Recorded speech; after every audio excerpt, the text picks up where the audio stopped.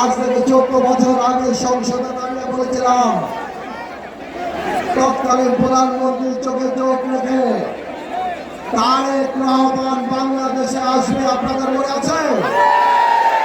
তারেক রহমান আলহামদুলিল্লাহ বাংলাদেশে চলে এসেছে। আর 7 দিন পর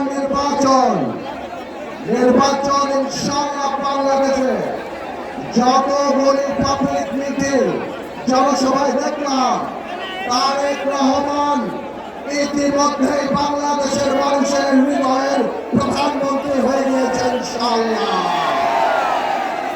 এই হৃদয়ের প্রধানমন্ত্রীকে ভোলাবাসীর তরফ থেকে সবার আগে একটা দাবি জানিয়ে চাই, আমাদের হৃদয়ের প্রধানমন্ত্রী, আগামীর বাংলাদেশের প্রধানমন্ত্রী, আপনি আমাদের ভোলা বরিশাল সেতু করে দেবেন ইনশাআল্লাহ।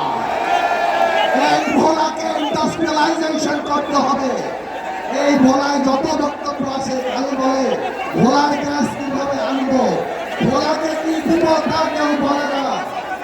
আপনার কাছে বলতে চাই, ইনশাআল্লাহ যেভাবে গণতন্ত্রের পক্ষে ছিলাম, যেভাবে জাতীয়তাবাদী শক্তির পক্ষে ছিলাম, আপনি ভোলার মেডিকেল কলেজ আর ভোলার বরিশাল সেতু করে দেন।